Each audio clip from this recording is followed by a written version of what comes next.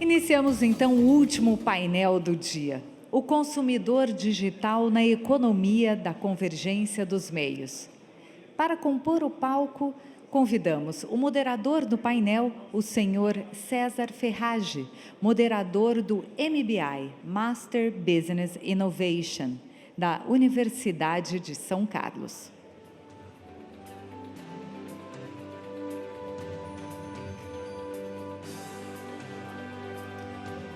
O senhor Henrique Lian, gerente executivo da Proteste. O senhor Ricardo Lagreca, diretor de Relações Governamentais e Compliance do Mercado Livre.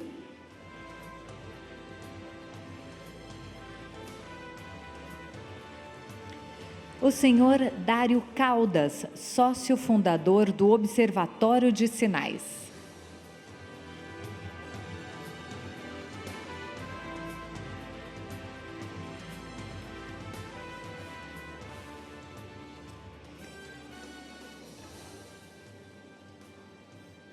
Neste momento, eu passo a palavra ao senhor César Ferraggi, que conduzirá os trabalhos, e o senhor Henrique Lian já está chegando ao palco, ok? Alô, boa tarde a todas e a todos. Ainda vejo menos mulheres do que homens aqui no evento, mas faço questão de cumprimentar todas que estão aqui. A gente está começando o painel sobre o consumidor digital na economia da convergência de meios.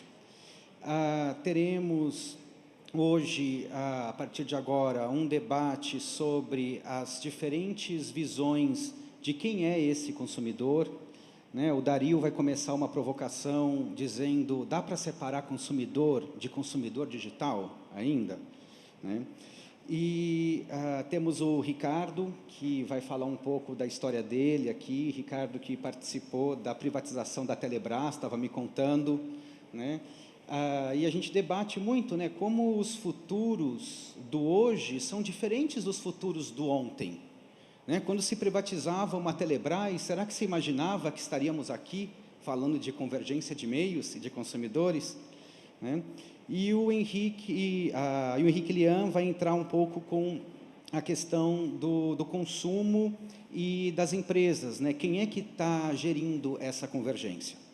E a gente pode perceber, eu gosto muito de um autor, o Ervin Laszlo, que fala sobre uma macro-transição, a questão de que a gente tinha antes muitas narrativas plurais, no sentido das micronarrativas, e algumas grandes macronarrativas. A micronarrativa, ela é inerente do ser humano. A gente pode estar numa empresa e o presidente da empresa passa alguma diretriz e existe aquela famosa rádio peão, A micronarrativa, a gente conversa o que a gente quiser com o nosso colega, isso ninguém toma conta. Só que agora, com a era digital, a gente não tem mais rádio peão, a gente tem uma rede peão, E essa rede peão, ela começa a gerir a maneira como a gente entende consumo, como os próprios meios se organizam para isso. Eu estava aqui conversando com os colegas, eu fui agora em março lá para Toulouse, na França, lecionar, e eu achei muito interessante porque vieram para mim falar de liberdade, igualdade e fraternidade, que é o moto da Revolução Francesa. E quando eles falavam disso, a questão da liberdade estava muito ligada com a liberdade de cultura e religião. Cada um pode acreditar no que quiser e ter a liberdade de ter a sua própria cultura, a sua língua. Quando se falava em igualdade, a gente fala muito da questão de igualdade de direitos, igualdade política, todos somos iguais perante a lei, E a fraternidade vem com a questão da fraternidade econômica, que as benesses e o crescimento da economia beneficia a todos. E é engraçado porque os franceses me diziam, parece que agora, com essa era digital, a gente deu uma rodada, deu uma mudada. E a liberdade, ela já não é tanto de cultura e religião, mas é uma liberdade econômica, com o neoliberalismo. A igualdade não é simplesmente a igualdade político-jurídica, é uma igualdade de cultura e religiões. Parece que cada um está vivendo a sua própria bolha. Eu quero estar com o meu igual, com o mesmo credo, né? E a gente vê aí fenômenos de turismofobia, xenofobia e tantos outros. E a fraternidade, que era para estar econômica, parece que é político-jurídica, né? Em que se ajudam as pessoas que estão nesses sistemas. Eu começo aqui fazendo essa provocação, né, com essas macro tendências de micronarrativas que ganham muito mais espaço hoje no mundo, numa rádio peão, né? Como que está esse consumidor nos dias de hoje, né? Onde que ele está? Ele tem mais liberdade? Ele goza de fraternidade? Onde que ele é igual, né? E onde que não está? Seria esse momento um momento de polarizações, né? Que parece que uma mega tendência, segundo o Instituto de Futuros de Copenhague, é a polarização da sociedade, né? Onde que a gente vai? Para onde caminhamos? E o consumo, aonde fica? Então, passo aqui a palavra para o Dario.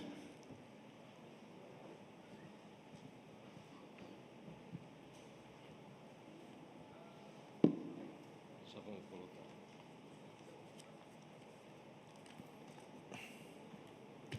Tá aí. Gente, boa tarde a todo mundo. Muito obrigado, Abrinte, pelo convite para participar desse painel sobre o consumidor digital. E a gente vai falar um pouquinho, então, sobre esse perfil de consumidor, né? O César, na verdade, quebrou a minha entrada.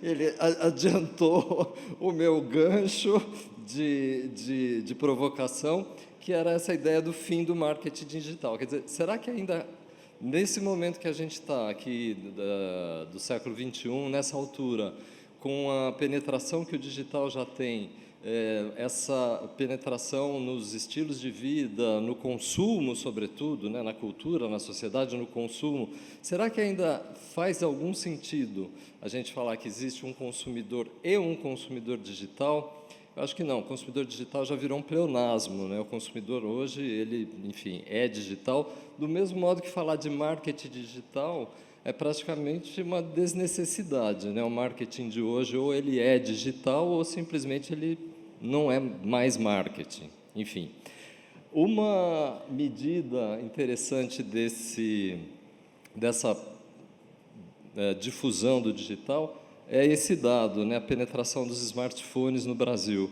A gente tem aí esse dado que mostra que entre 2014 e 2016, os smartphones passaram de 29% para 62% da população, portanto, uma penetração de 113%, e nos anos de crise, nos anos em que a crise foi mais aguda, o que certamente faz a gente pensar que nos 2 últimos anos isso com certeza já se acentuou.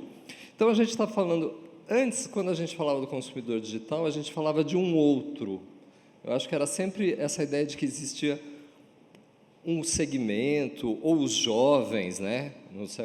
Até o final do século XX, começo desse século, a ideia de digital estava muito ligada a jovem, enfim, era sempre um outro. Hoje não mais. Hoje a gente está falando de nós, de todos nós, né?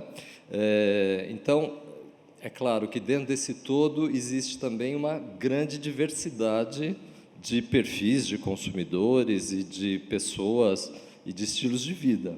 Acho que uma outra abordagem interessante é pensar, por exemplo, o que acontece com os consumidores mais velhos, os sêniores, mais de 60 anos.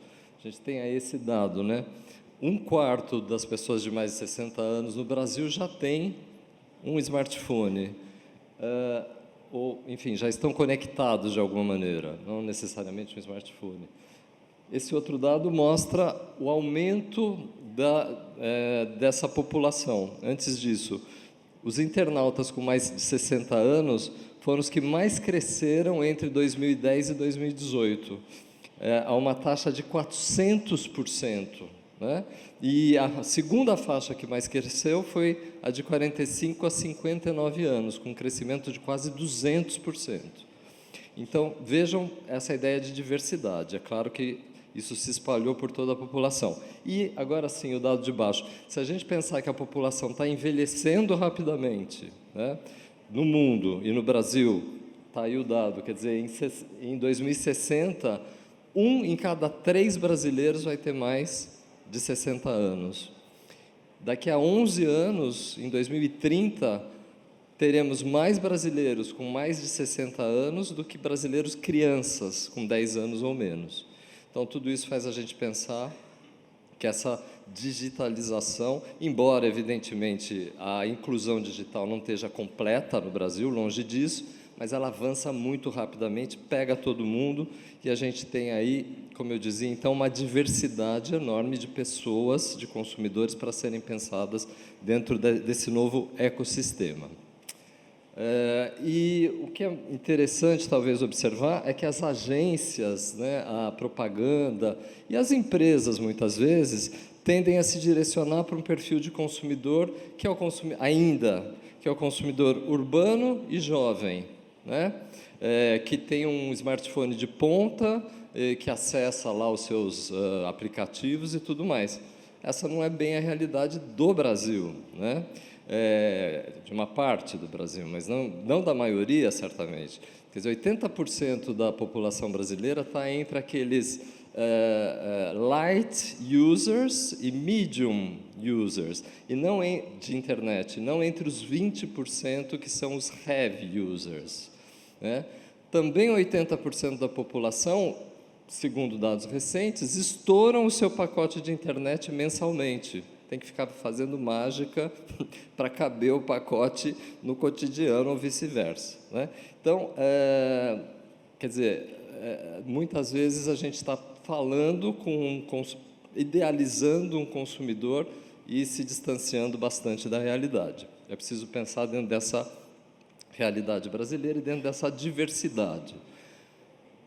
Embora haja uma diversidade e segmentos e especificidades, vamos falar agora daquilo que é comum a todos os consumidores, ao consumidor digital. Essa vai ser minha abordagem a partir de agora, né? O novo consumidor digital, se a gente fizer uma comparação da era analógica para a era digital, é um consumidor, ou são consumidores que estão num arranjo, né, de indivíduos em rede, numa rede dinâmica, é óbvio.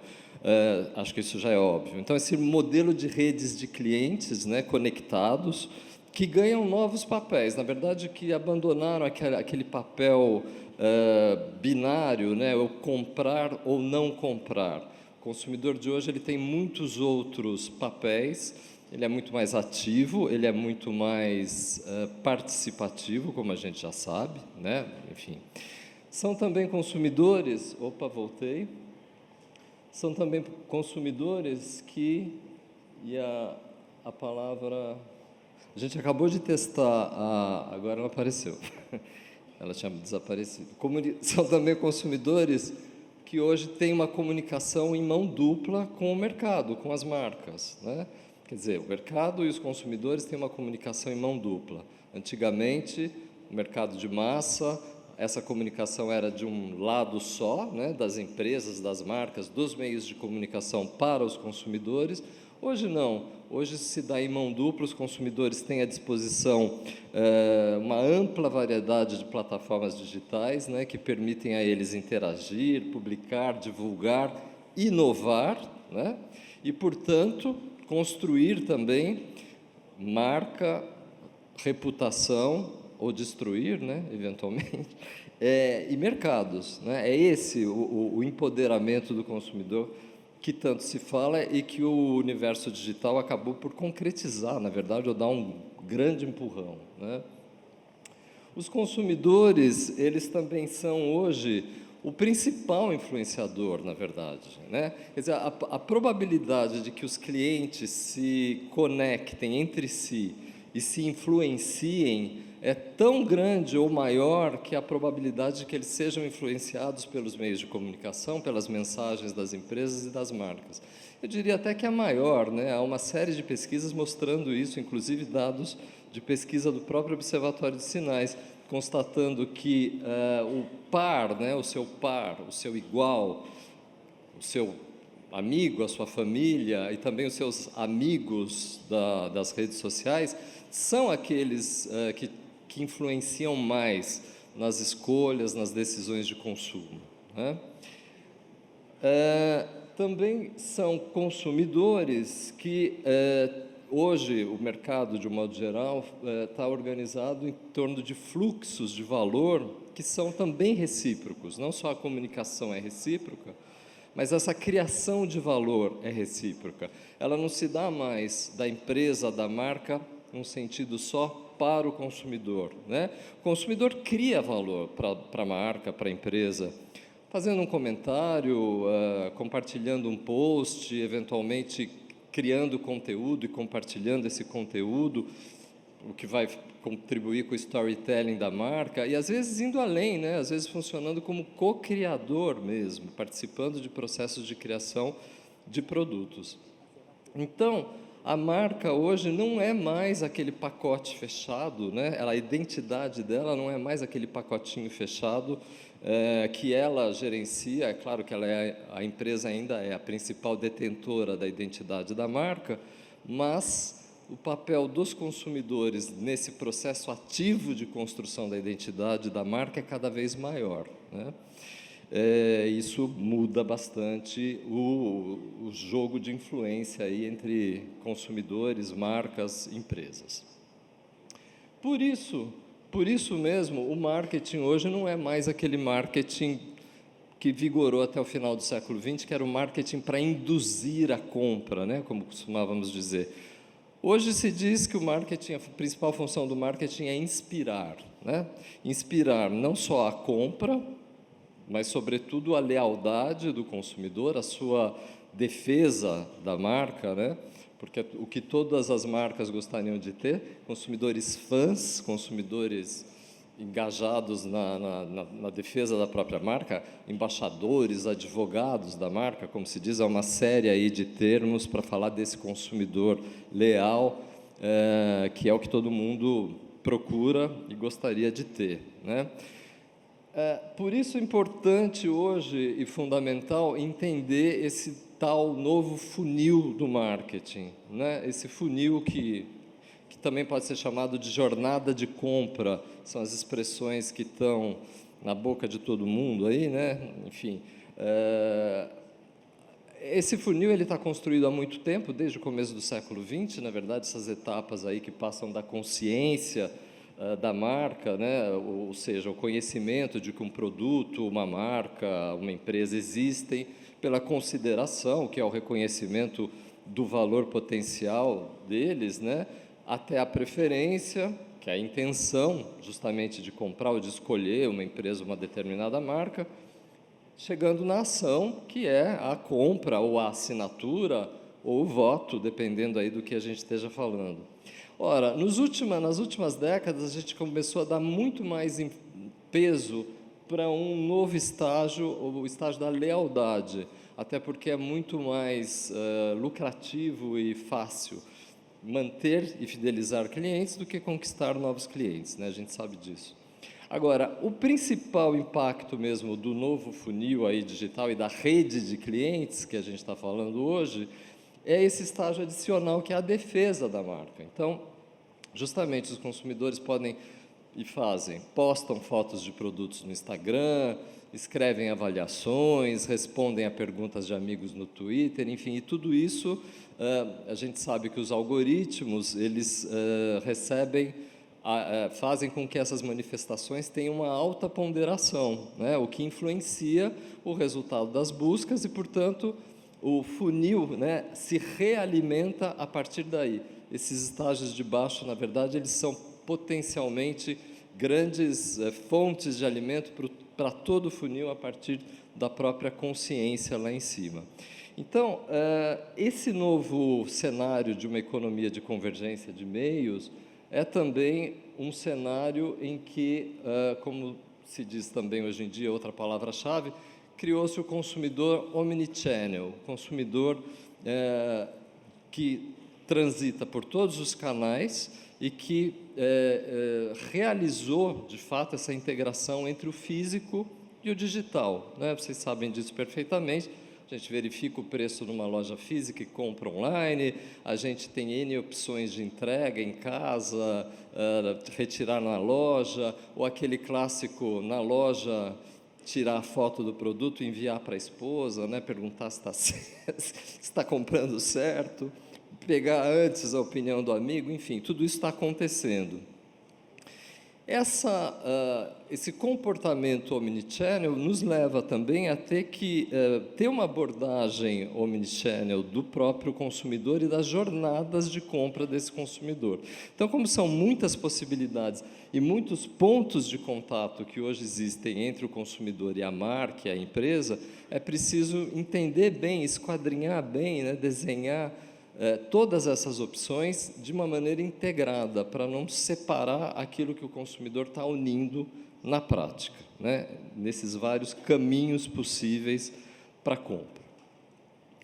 Se a gente fosse sintetizar os principais comportamentos do consumidor digital, o que os envolve, né, o que envolve os clientes hoje nesse mundo em rede, o que os motiva mais? Bem, eu começaria falando que acessar é o primeiro deles, né? O consumidor quer ter acesso a conteúdos, a dados, a informações com rapidez, com flexibilidade, com facilidade, né? Os clientes são atraídos pelo imediatismo do acesso simples e instantâneo. O segundo comportamento seria o engajar-se, o engajamento.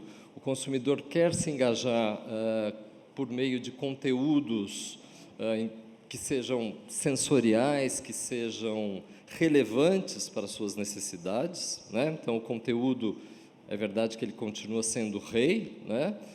Nem sempre é fácil criar conteúdo relevante, mas, enfim. O terceiro comportamento é o customizar.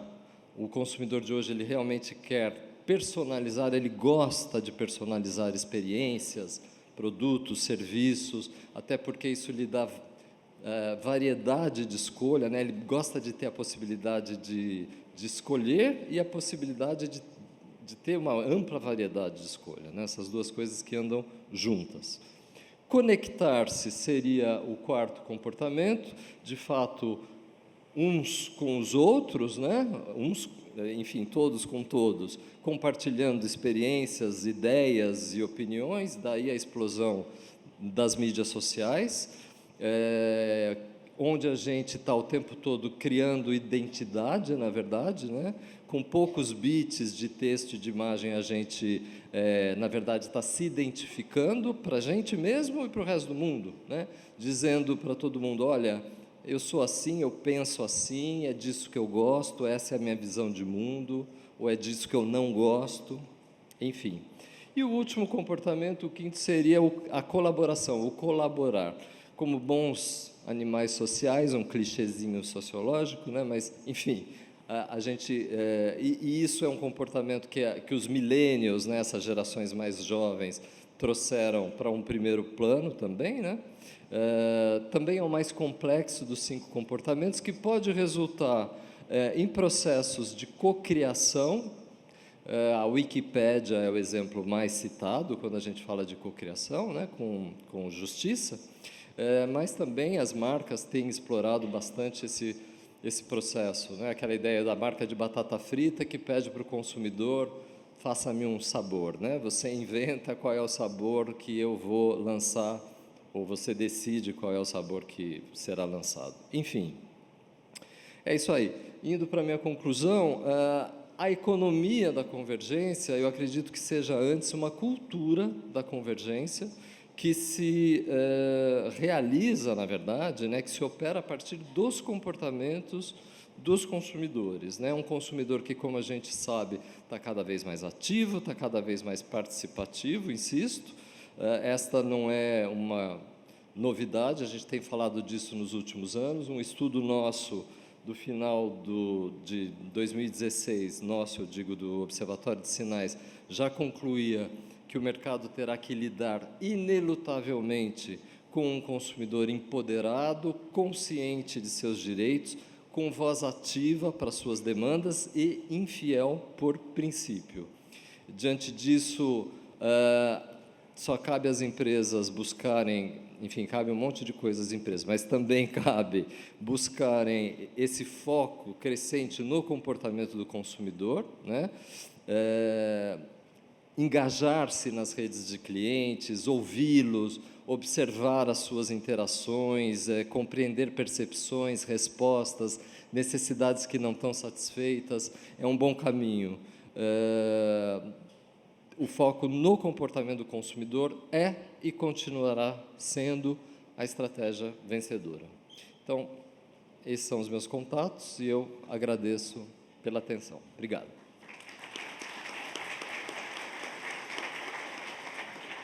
Muito obrigado, Dario. O Dario, né, como sócio fundador do Observatório de Sinais, estuda algo que é muito interessante, que é comportamento. Como é difícil a gente conseguir prever comportamento. Eu lembro que eu estava vendo, a semana passada, uma foto do futuro desenhado em 1970, que eles já colocavam os tablets, já colocavam lavadoras ultrassônicas que existem no Japão, colocavam várias tecnologias que a gente tem hoje. Acertaram. O que eles erraram era o comportamento. Colocavam uma pessoa fumando, colocavam pessoas muito magras, né? Não é o que acontece hoje. Né? Então, assim, a gente olhar para esse comportamento hoje, né? Dessa via de mão dupla, né? Ou de várias mãos, na verdade, né? Como que a gente consegue fazer sentido para tudo isso? E para mim ficou muito claro aqui a questão da cocriação de valor, né? O consumidor, ele não destrói apenas valor, ele está sempre cocriando. A gente vai chamar o Henrique Lian, que é gerente executivo da Proteste. A Proteste é uma organização que visa a valorização e a defesa de direitos de compra dos consumidores aqui no Brasil, né? E o Henrique estava conversando comigo aqui nos bastidores, né, justamente isso. Quem é que está induzindo essa convergência de mídias? São as empresas ou são os comportamentos dos consumidores? E a gente vai entrar num caso que é da indústria de entretenimento, né? Você é a palavra, Henrique.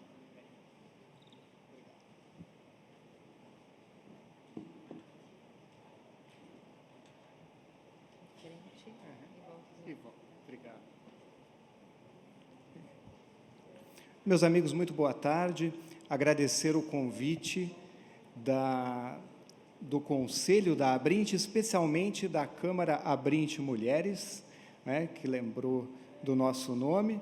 Cumprimentar meu grande amigo Alex Mansur, que a Abrinte tem recentemente a alegria de ter como diretor executivo, e o Elton, meu novo amigo, que tratou do conteúdo desse seminário gigantesco. Bom, o Dario nos deu um amplo panorama de quem é o consumidor contemporâneo, as suas características, como ele transita pelo mundo. Eu vou ser, então, mais específico num aspecto, que é o aspecto da indução da convergência. 10 anos atrás, a gente dizia que a única ciência que tem 2 revoluções por ano é a administração de empresas. Então, normalmente induzida por uma obra de algum teórico de Harvard ou do MIT, você tem a cauda longa, a cauda curta, feita para durar sempre, feita para encantar. Isso é verdade, mas a midiologia conseguiu superar em muito a administração de empresas, até pela velocidade da transição tecnológica. A gente tem revoluções a cada 2 ou 3 meses. E eu vou tratar de um assunto que é uma revolução na maneira de entender o comportamento das mídias, da fruição de conteúdo no mundo digital, que é induzida por uma obra de um teórico do MIT, para variar, que é o Henry Jenkins, que trata da convergência dos conteúdos, enquanto ainda temos a divergência dos sistemas. Então, o iOS continua no seu canto, não conversando com o sistema Android, mas os aplicativos são os mesmos. As funcionalidades são as mesmas, porque o conteúdo que o consumidor quer ver, ou que a indústria de mídia quer que o consumidor veja, é o mesmo conteúdo. Então, a tese do Jenkins o conteúdo está confluindo, está convergindo, e os grandes conglomerados de mídia estão se unindo para dar conta dessa convergência. Mas se no MIT o Jenkins tivesse um aluno brasileiro, esse aluno diria: mas professor, o senhor não está explicando o dilema de Tostines? O que veio antes? Você vende mais porque é fresquinho, fresquinho porque vende mais? O senhor está dizendo que as mídias estão convergendo e os sistemas estão divergindo e perguntando-se quem induz. É o consumidor que quer todo o conteúdo nos mesmos meios ou é a indústria para ganhar escala e sobreviver? Ela se une e induz o consumidor a acessar os mesmos conteúdos nos mesmos meios. Então, esse é o nosso microproblema de hoje. Não estou dizendo que ele é simples de resolver, mas é um microproblema. Quem induz a convergência da mídia? É a indústria ou é o consumidor? Quem é esse consumidor? É um consumidor muito antenado, multitarefas, não faz uma coisa só ao mesmo tempo, tem e quer todo o conteúdo imediatamente no seu relógio, no seu celular, não quer esperar e tem muita informação. Ao mesmo tempo, é um consumidor que tem baixa formação, do ponto de vista da formação tradicional, embora existam outras formas de conhecimento, por exemplo, o conhecimento de vídeos e filmes, que estão se tornando cada vez mais mainstream. É um consumidor bastante imediatista e, principalmente, é um consumidor que não quer pagar por conteúdo digital. Ele quer o conteúdo, mas não quer pagar por ele. Por último, é um consumidor, como todo ser humano hoje, que tem um complexo de inferioridade em relação às máquinas. Então, a gente vive uma era de supervalorização da tecnologia. As máquinas são mais rápidas, as máquinas cometem menos erros, as máquinas vão tomar os lugares, as posições, os empregos das pessoas, porque elas são mais baratas, elas são mais produtivas, elas rendem mais, esquecendo-se que elas são programadas por seres humanos. Mas a gente está bem nesse trecho.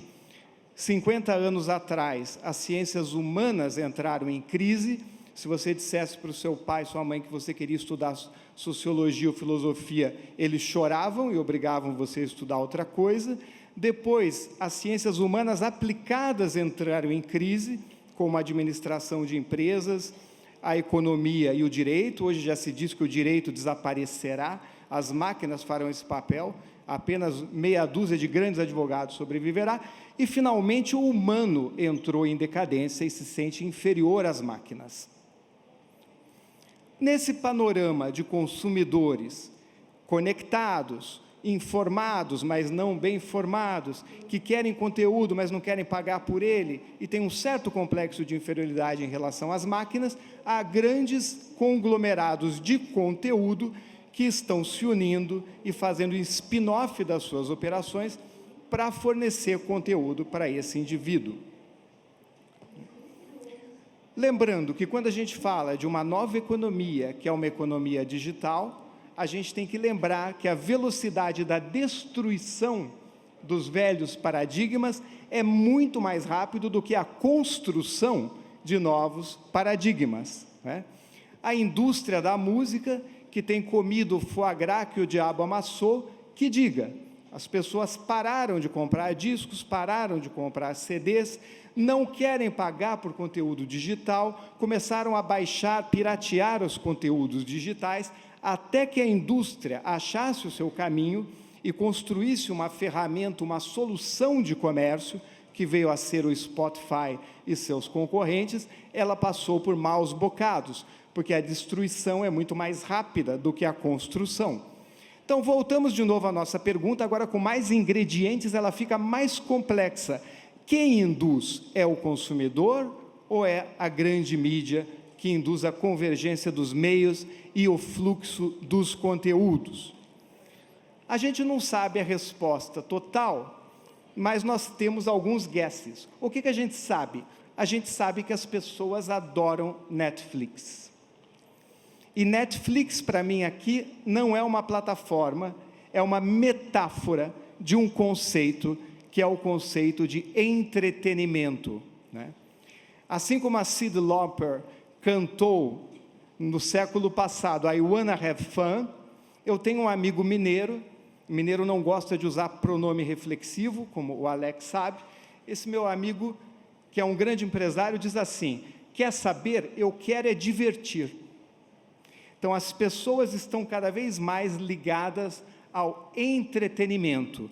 Portanto, se elas estão ligadas ao entretenimento, a indústria do entretenimento tem que reagir a essa demanda e a essa ligação das pessoas. 20 anos atrás, Neil Gabler, esse autor americano, mostrou como a gente estava sofrendo a transição do mundo do espetáculo para a vida do espetáculo, como a vida se transformava num grande reality show. E ele mostra, no passado, os atores de cinema eram festejados, cortejados, aquelas figuras inatingíveis que tinham fã-clubes, que tinham imitadores. Hoje não, hoje qualquer pessoa no fundo do seu quintal produz um conteúdo propagável, e ele é propagável quando está alinhado ao espírito do tempo e se torna uma celebridade. A gente passa então do mundo da estrela inatingível, criada pela indústria, à celebridade, que é qualquer um de nós, que aí sim a indústria terá que pedalar, conquistar e trazer esse indivíduo para dentro dela, se ela quiser continuar tendo sucesso e, entre aspas, ditando o conteúdo. Esse movimento todo nasce nos Estados Unidos, que é a pátria do entretenimento, e o Gabler analisa por que os Estados Unidos. As condições históricas, a religião, a reação ao conteúdo europeu, tudo isso favoreceu que o entretenimento frutificasse nos Estados Unidos. E uma crítica cultural que eu respeito muito, a Camille Paglia, diz: entretenimento é coisa séria. Quem escreveu os jingles e as letras dos comerciais de M&M é um autor anônimo que tem um papel no mundo da cultura tão importante quanto os anônimos que construíram as catedrais góticas. Ninguém sabe o que é, mas eles construíram pedra a pedra uma materialização de cultura. M&M também é uma metáfora, mas a indústria da propaganda como entretenimento, com uma sofisticação que antes era o cinema que tinha e agora está perpassando toda a sociedade. E aquilo que era sério, aquilo que ele era erudito, aquilo que é um conteúdo para poucos, se transforma num produto para muitos. Tudo tem que ser traduzido e popularizado. Para quem não sabe, o Kinder Ovo, essa maravilha que uns gostam daquele chocolate horrível, outros gostam do brinquedinho, e eu adoro a cápsula que vem dentro, perfeitamente vedada, que serve para guardar comprimidos, guardar gel de cabelo, guardar qualquer coisa. Esta maravilha da indústria moderna é inspirada num produto que era para poucos, o ovo Fabergé, feito por um joalheiro para a família real russa, como presente de Páscoa, e abria e tinha uma surpresa. Um ano era um navio, o outro era uma carruagem, o outro era um castelo. Hoje, qualquer um, por uma bagatela de $1,50, pode ter a surpresa do ovo Fabergé através do Kinder Ovo. E a alta cultura vai desaparecendo, a cultura de autoconhecimento, de alta densidade. Na época de Beethoven, para ouvir uma sinfonia de Beethoven era preciso pertencer à aristocracia ou à alta burguesia, mas quem ouvia entendia, porque estudava piano em casa, estudava música. Hoje qualquer um vai à internet e baixa toda a obra de Beethoven, com comentários, com gravações, e não entende nada, porque a chave para decifrar a música de Beethoven não é mais disseminada entre a sociedade como era antes. Hoje só um músico profissional tem essa capacidade. Mas voltando ao Netflix, preciso de um pouco de água. Netflix está em todo lugar, então o controle remoto da televisão já vem com o botão Netflix. Os tablets já vêm com o aplicativo Netflix. E em breve anuncia uma grande invenção: as torradeiras, os liquidificadores, as enceradeiras também virão com o Netflix, porque as pessoas querem mesmo divertir.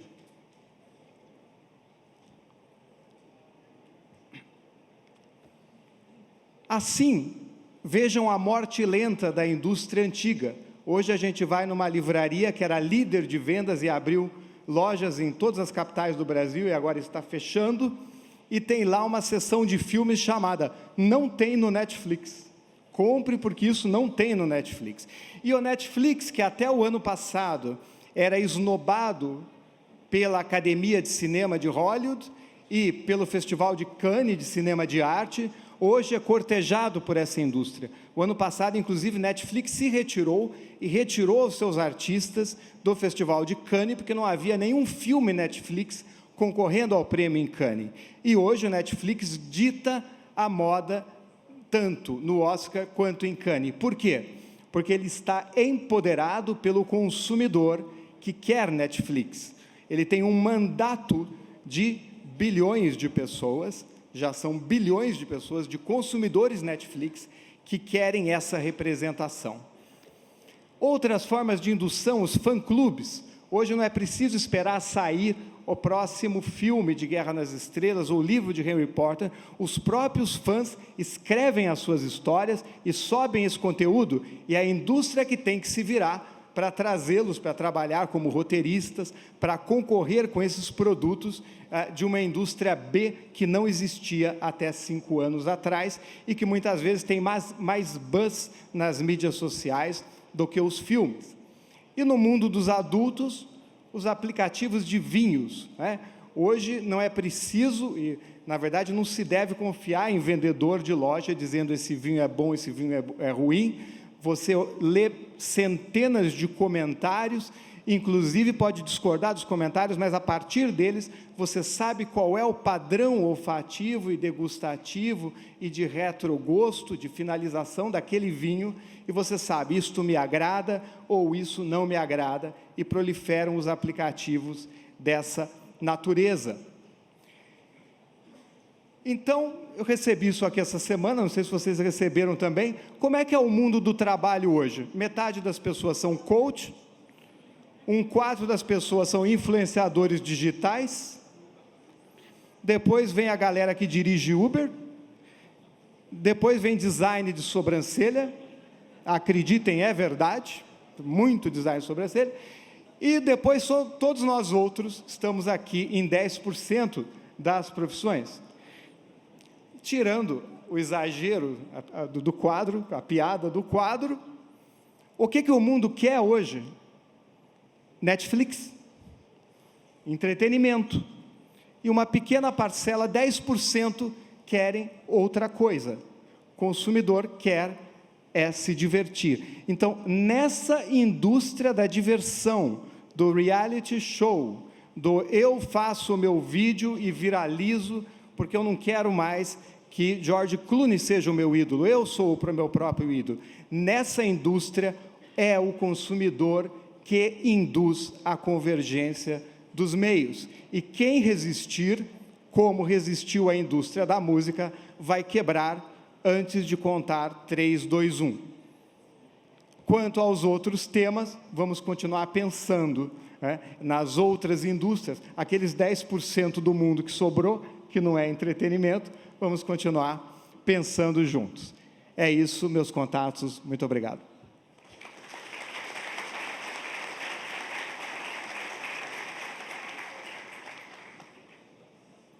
Muito obrigado, Henrique, pela apresentação divertida, né? Quem aqui, só para saber, levante a mão, tem Netflix? Pode abaixar. Quem aqui não tem? Tá. Tem menos de 10%. Nessa era, eu acho que o Henrique levantou do exponencial, né? Ismael é um autor que fala muito da velocidade, da aceleração. O ego que não aceita subtração se perde, muitas vezes se afunda.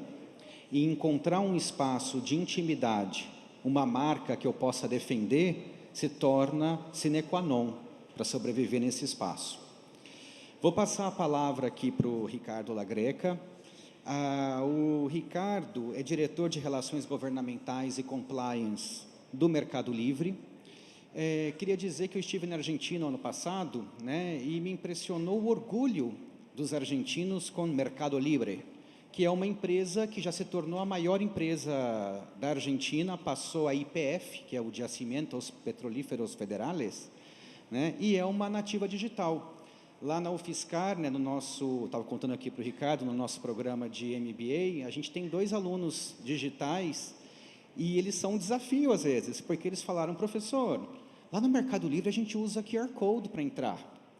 Aqui na Federal não dá para usar. Falei, olha, ainda não dá, mas vamos ver se a gente faz alguma coisa. Bom, coloco a palavra para você.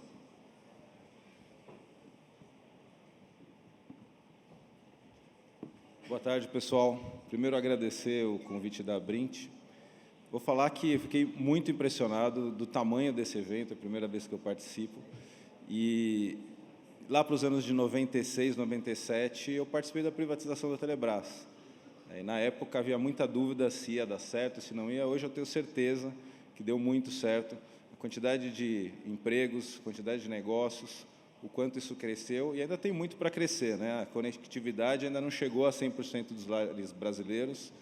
A gente tem ainda um desafio muito grande, mas, assim, as preocupações daquela época foram ali superadas, algumas, né? Principalmente se era um modelo que iria dar certo em termos de promover um avanço, uma inclusão da população para se conectar. Na época, a preocupação maior era a voz, né? Era o telefone, o orelhão.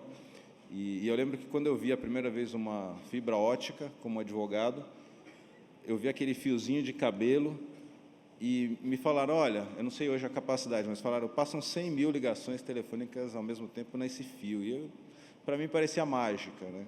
Imagino que esse número hoje deve ser muito maior. Mas o importante é que isso virou uma realidade, né? Hoje essa fibra liga tudo aí no país, existem cabos submarinos que ligam todos os continentes. E, por um lado, a gente tem esse desafio de levar essa internet com alta velocidade para todo mundo, e, por outro, também entender o que fazer com ela, né? É importante que, além do entretenimento, que é muito importante, nós temos também que pensar no desenvolvimento, né? Então, eu tenho orgulho de trabalhar no Mercado Livre, que é uma plataforma que tem uma missão muito bonita, que é democratizar o comércio e o acesso ao dinheiro. E vou explicar um pouquinho como nós pretendemos atingir essa missão. Até pouco tempo atrás, como que funcionava do lado do consumidor para comprar coisas? Ele precisava ir a algum lugar físico. Quem estava no interior tinha que viajar para os grandes centros para ter acesso a todos os produtos, e muitas vezes com um preço total muito mais caro, que inviabilizava até a viagem e o acesso a esses produtos. Nossa plataforma hoje tem mais de 100 milhões de cadastros, tem 100 milhões de anúncios ativos, e hoje a pessoa de qualquer cidade que tenha uma internet, ela consegue comprar os produtos que tem em qualquer capital, com o mesmo custo. Então, isso, de certa forma, democratizou o acesso a esses produtos. Mas aqui ficou muito claro que o consumidor está se empoderando cada vez mais, mas eu queria dizer que o empreendedor também está se empoderando.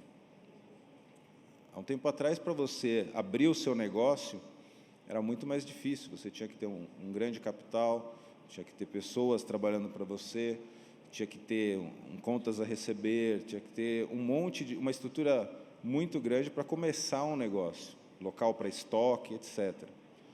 E hoje em dia, com a plataforma, como o Mercado Livre, por exemplo, e outras, o pequeno empresário ele começa muito fácil. As barreiras de entrada são muito pequenas. Então, primeiro, ele pode fazer o anúncio dele, quantos anúncios ele precisar, e esse anúncio vai ser visualizado. Hoje, a nossa plataforma é o 5º site mais acessado do Brasil, considerando Google, Facebook, tudo fica em 5º lugar. Então, vai ter acesso. Então, a partir daí, o primeiro problema, que é a visibilidade dos anúncios, ele já conseguiu superar. O segundo, pagamento. Então, hoje, quando eles cadastram, ele já começa a aceitar todas as bandeiras de cartão, boleto, transferência em conta. Um tempo atrás, ele tinha que ir lá, tentar assinar com cada bandeira, credenciador, e isso hoje não é mais necessário, é tudo automático. Outra barreira, a questão da entrega, né? Então, a entrega sempre foi um gargalo do e-commerce. Nós estamos investindo esse ano 3 bilhões com B de bola no Brasil para proporcionar uma estrutura logística, de gestão logística, que tem como meta fazer esse período cair para 2 dias entre a compra e a entrega, dependendo do local, o próprio dia, o dia seguinte, em pelo menos 80% dos casos. E mais do que isso, nós estamos montando uma estrutura para ter a gestão do estoque do empreendedor. Ou seja, eu quero começar o meu negócio, eu não preciso nem ter local, eu tenho já todo um sistema de recebimento e cobrança, e tenho também um sistema para gestão do meu estoque.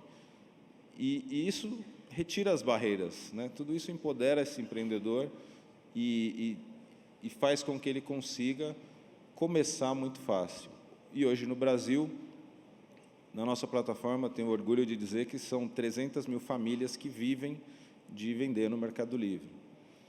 Nesse sentido, a gente precisa também prestar atenção que a relação de emprego está mudando e vai mudar nos próximos anos, né? Essa estrutura de você ter um emprego formal, trabalhar num local fixo, isso, a tendência é que se mude.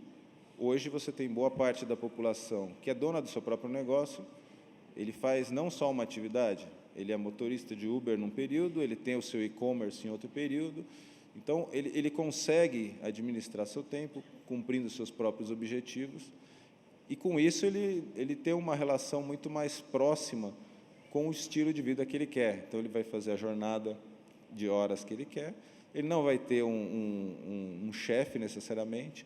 A tendência é que no futuro isso se rompam até as barreiras internacionais. Então você vai poder prestar um serviço para empresas que estão em outro país. É muito interessante isso. Em relação a pagamentos, uma outra dificuldade também é a questão do crédito, né?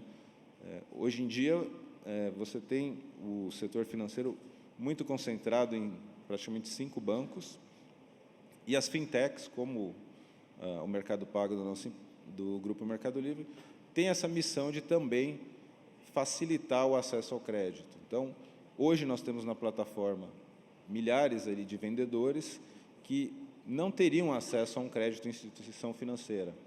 Eles muitas vezes estão até no Serasa, eles têm ali várias restrições, mas como são vendedores bons na plataforma, tem uma regularidade, um fluxo de dinheiro que tem uma certa estabilidade, nós conseguimos dar crédito para esses vendedores, para capital de giro e etc. Então, hoje tem uma carteira de mais de 400 milhões de reais em crédito, né, só no Brasil.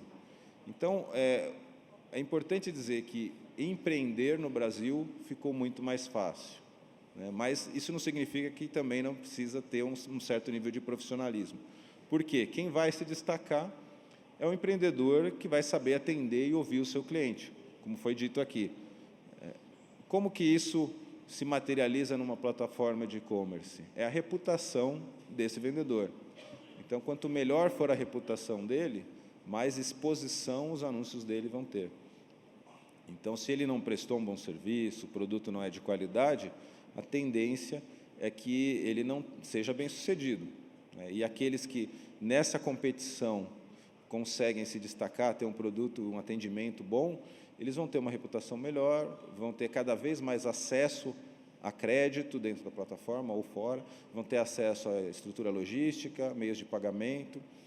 Então, é importante dizer que a internet tem esse poder muito grande, né, de onde ela chegar, ela consegue levar um nível de desenvolvimento. Então, aqui eu sei que tem muita gente que trabalha com infraestrutura, provedores, o papel de vocês é importantíssimo para a sociedade. É levar o acesso a todo esse entretenimento, essa cultura, e também o acesso à possibilidade de ter um meio de sobrevivência que necessariamente não precisa estar relacionado ao local onde ele vive. Além disso, eu queria só citar, o Lian falou bem, né, a história dos advogados, né, que é uma das profissões que tende a desaparecer, e eu concordo que há uma chance disso acontecer, principalmente para quem não souber entender o momento que nós estamos passando, né? Eu lembro que quando comecei a atuar como advogado, eu trabalhei num escritório que tinha um sócio já, hoje ele deve ter uns 95 anos, naquela época só existia a máquina de escrever, então para fazer um contrato, ele tinha que digitar ali do zero, né, todas as cláusulas, ele tinha da cabeça dele memória de todos os artigos, lei de locação, Código Civil, e ele fazia aquilo em uma semana, mais ou menos. Era uma obra de arte, eu podia hoje pegar, encadernar e pendurar. Aquilo ali é um objeto de artesanato, eu ficava muito impressionado e eu pensava ali no começo de carreira, falei, nossa, eu nunca vou conseguir fazer um contrato desse nível e tenho que estudar milhões de anos para isso. Pouco tempo depois, saíram os editores de texto, né, computador, Word, e aí se falou muito, acabou a profissão do advogado, agora é recorta e cola, todo mundo vai poder ir lá, copiar a petição, copiar o contrato, trocar o nome e fica lindo. E a gente sabe, né, gente, no papel, tudo é aceito, tudo fica lindo. Os problemas acontecem do mesmo jeito. O papel pode estar ali bonito, na prática sempre vai ter uma situação que não está prevista, ou que teve má fé, ou que você precisa resolver. Mas o interessante é que eu sempre vi isso não como uma ameaça, mas como uma ferramenta para aumentar a efetividade e aumentar a nossa produtividade como profissional. E hoje se fala muito também, olha, o advogado vai ser substituído pela inteligência artificial. E, de fato, você tem hoje sistemas que você, num questionário com um cliente, ele preenche umas respostas na tela e um contrato que demoraria 2 semanas, super complexo, ele sai em minutos, prontinho, e, obviamente, dispensando muito mais assim, análises e pesquisas e tal. Os juízes também dizem que podem ser substituídos. Então, já tem testes, né, que falam que, com base nos julgados anteriores, a máquina conseguiu aprender e ela segue aquela tendência. Mas tem um problema, né? Esse machine learning, se ele for ensinado de uma forma errada, a máquina aprende errado. Então, foi feita uma pesquisa nos Estados Unidos, era uma concessão de fiança para presos de um determinado local. E eles fizeram o teste com o computador versus o juiz físico. Em 90% dos casos, foi igual a decisão. Mas o que eles verificaram é que essa decisão era discriminatória. Se a pessoa que estivesse pedindo fosse negra, ela teria menos condições de obter essa fiança. E por quê? Porque, na história, os outros julgamentos foram feitos com esse viés. Então, é importante ter uma responsabilidade muito grande de fazer essa programação, fazer essa gestão desse machine learning, ter uma curadoria, para que ele não cometa os mesmos erros do passado. Com base nisso, eu também entendo que essa é uma ferramenta que vai ajudar os advogados, né? Vai dar um upgrade hoje na profissão. Eu falo advogados, mas vocês podem entender para qualquer profissão, tá? Isso se aplica para tudo. Aquelas atividades mecânicas, repetitivas, atividades onde você não precisa muito ter um exercício intelectual, a máquina vai fazer melhor do que nós, não temos dúvida. Por outro lado, nós vamos poder nos dedicar muito mais a atividades criativas, entretenimento, solução de problemas. Então, eu acredito que, como foi lá atrás o editor de texto, de uma certa forma, hoje nós vamos ter a possibilidade também de ter um upgrade da nossa atividade, sempre lembrando que a transição é dolorida, né? Vão ter aquelas pessoas que não têm condições de acompanhar, né, essa evolução, mas hoje tem uma facilidade muito grande. A internet, o acesso ao conteúdo dessa forma sem custo e democrática, ele também está trazendo formação, ele também divulga aí conhecimento. Então, eu quis fazer essas abordagens. Eu sei que não foi exatamente no tema, eu falei um pouco mais de empresários e empreendedores do que consumidores, mas acho que vale a pena passar um posicionamento de empresa, como o Mercado Livre tem os dois como clientes, né? É importante dizer que a atenção tem que estar focada para os dois lados. Muito obrigado, pessoal.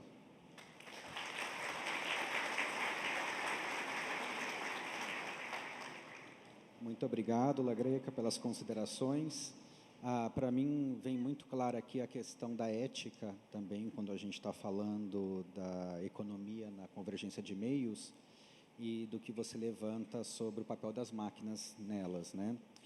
E a gente estava vendo aqui o horário, a gente está para estourando já o horário, eu queria sugerir uma finalização aqui entre os painelistas, né? E voltar para aquela pergunta de liberdade, igualdade e fraternidade, né? Como que é esse consumidor hoje? Ele encontra isso? E me veio muito agora, até pela tua fala, uma aluna que a gente tem na UFSCar, ela é uma aluna da área de digital, 24 anos, negra, periférica de Salvador, né? E ela chegou para mim e falou: professor, eu fui para o Vale do Silício, consegui uma bolsa e vi muitas inovações lá. E quando eu voltei para o Brasil, eu encontrei o Vale do Silêncio, que são as inovações nas periferias, né? Aonde que está chegando as inovações, o consumo para a gente? E o que a gente pode olhar para tratar isso? Eu sei que essa é uma pergunta, talvez, que é mais para a gente ficar com ela do que responder aqui, né?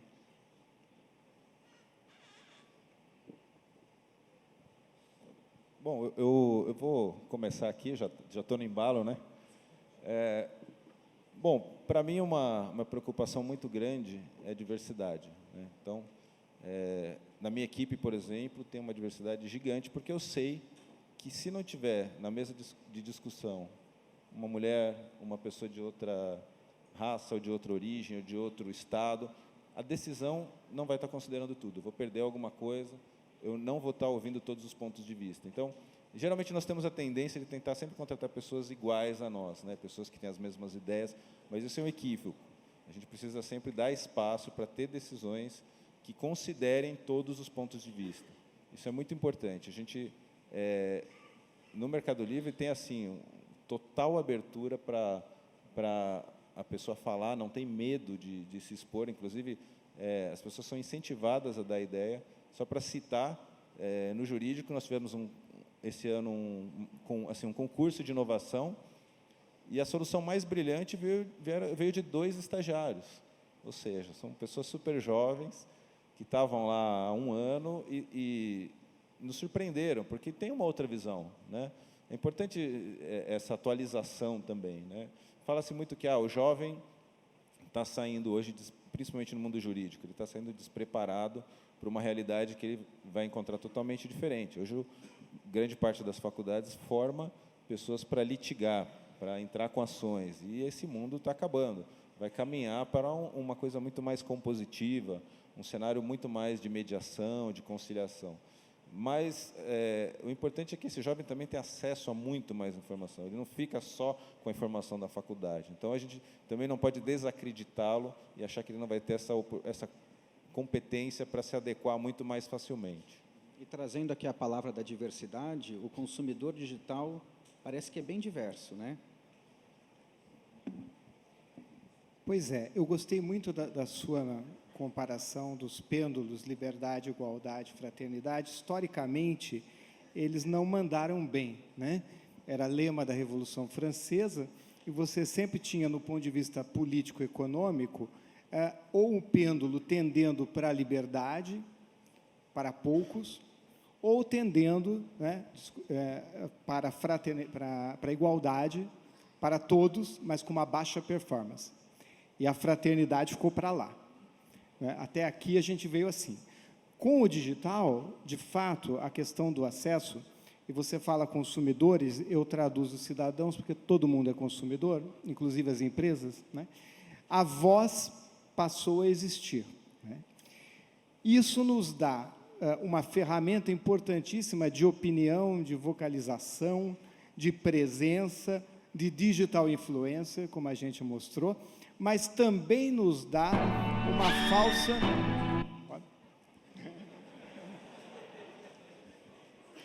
uma mensagem divina. Também nos dá uma falsa ilusão de igualdade de oportunidades, né?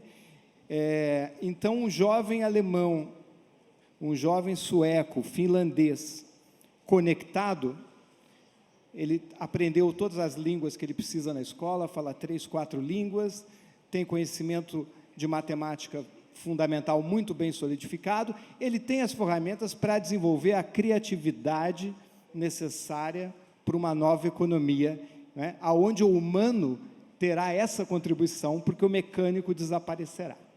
Quando a gente traz isso para o contexto do Brasil, é falso ter a expectativa de que alguém que não escreve corretamente numa única língua que é a sua, não domine minimamente a matemática fundamental, terá a mesma oportunidade, ainda que ele tenha mais voz, ainda que ele opine e tenha 1 milhão de seguidores nas redes sociais. Então, é uma ferramenta sem a qual ninguém irá para frente, mas ela não é a única, né? Se ela for a única, também não irá. E é uma pessoa que é um consumidor e tem uma voz também. E é um consumidor. Só para ter uma fala final também, não sei se é a fala final, mas enfim, eu concordo com essa relativização, né, da liberdade, da igualdade e tudo mais, mas eu sou um grande otimista. Antes de ser um otimista nesse aspecto, antes de ser um otimista, eu sou um individualista, sociologicamente falando. Individualista no bom sentido, se é que vocês entendem, é uma questão complicada para explicar assim no finzinho do painel, mas individualismo no sentido de autonomia dos sujeitos, né? De autonomia que as pessoas vêm conquistando ao longo dos últimos séculos. Na verdade, se a gente compara a vida como ela era 500 anos atrás e como ela é hoje, podendo fazer essa comparação, eu acho que a gente está melhor na fita, quer dizer, as pessoas têm mais autonomia, têm mais liberdade de escolher. Hoje, praticamente, você pode ser aquilo que você quiser. Claro que isso não é bem assim, é mais slogan de marketing do que realidade, mas é o slogan que está aí em circulação, seja aquilo que você quiser, né? Você pode fazer escolhas praticamente em qualquer nível da sua vida, do seu estilo de vida, e hoje é tudo da lei, né? É tudo da lei, como dizia o grande poeta. E, aliás, para fazer uma outra citação engraçadinha, e retomando o seu igualdade, liberdade, fraternidade, e a fala do Henrique, eu acho que a gente está mais para liberté, fraternité e Beyoncé. Tá certo. Estão aqui já olhando para mim com uma carinha feia. Quero agradecer a presença de todos e todas. Acredito que esse painel ele colocou luz em questões um pouco mais soft, né, num encontro que trabalha tanto com tecnologias, com o hard, e é justamente por esse diálogo, né, da gente debater como que é comportamento, quais são as tendências, que a gente consegue construir e co-construir um futuro que seja mais inclusivo, mais generoso, né, para todas. Muito obrigado.